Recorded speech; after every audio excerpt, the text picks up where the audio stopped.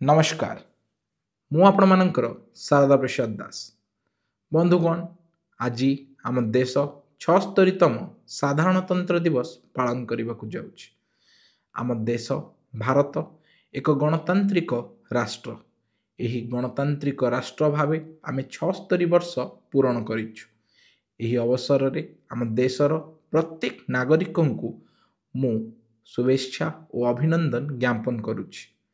बंधुगण यही 76 वर्ष गणतांत्रिक देश भावे आमे अनेक किछि भल दिन देखीचे, अनेक किछि खराब दिन देखीचे। आमे आजिर दिन रे आसंतु मने पकेइबा आम पूर्वपुरुषंकर गौरव गाथा।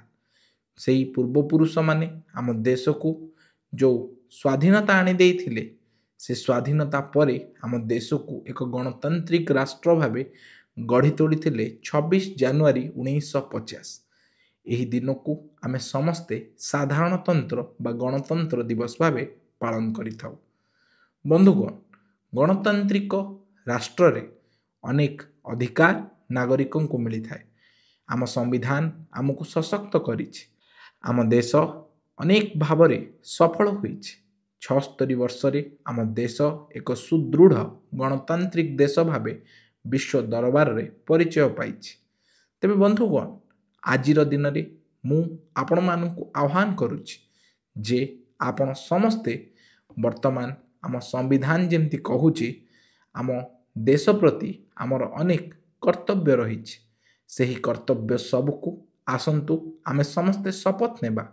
यही कर्तव्य को आमे समस्ते पालन करिबा एवं आम देश प्रति आम राष्ट्रपति आम भितरे एक भल पाइबा रहिबो, एक सद्भावना रहिबो एवं आम गणतांत्रिक देश भारत केमिति विश्व रे ब्रह्मांड रे आहुरी सुनाम अर्जन करिबो, से दिगरे युवपीढ़ी माने लागी पड़िबा दरकार।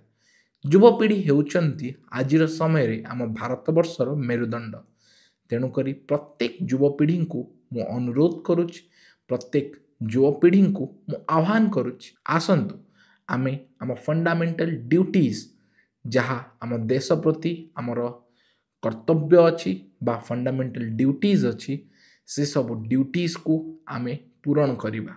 से सब ड्यूटीज को आमे भल भावरे पूरण करिबा। से सब ड्यूटीज को पूरण करिबा पई आमे प्रतिज्ञाबद्ध हेबा एवं आम पूर्वपुरुष आमको जे स्वाधीनता आनी देइथिले, आम स्वाधीनता संग्रामी एवं आम देश को सृष्टि करिथिबा से महान व्यक्ति माननकु आजिर दिन रे मु नमस्कार करुछि। बंधुगण आम देश भारत, आम परिचय भारत 26 जनवरी 1950 मसीह रे स्वाधीन भारत प्रथम थर पई निजर गणतांत्रिक राष्ट्र भावे परिचय पाए। यही दिन को आमे साधारणतंत्र दिवस बा गणतंत्र दिवस भावे पालन करिथाउ। यही गणतंत्र आमको सशक्त करे। आम संविधान कहे for the people, by the people, of the people. तेणुकरी यही संविधान आमको देश रे जो शक्ति देइछि, ए संविधान आमको जो नागरिकतार परिचय देइछि, ताहा निश्चित भावरे अनन्य एवं सही अनन्य परिचय को आमे सबुदिन पई आम देश रे साइती रखिबा एवं आम देश प्रति थिबा आम कर्तव्य को आमे निश्चित करिबा। बंधुगण पुणी थरे आपण समस्त को 76तम साधारणतंत्र बा गणतंत्र दिवस हार्दिक अभिनंदन और शुभकामना जनाऊछि। Wishing you all a very happy republic day.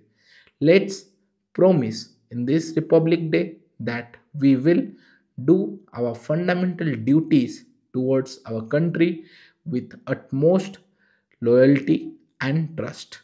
And believe me, we can be the change that we seek to see for.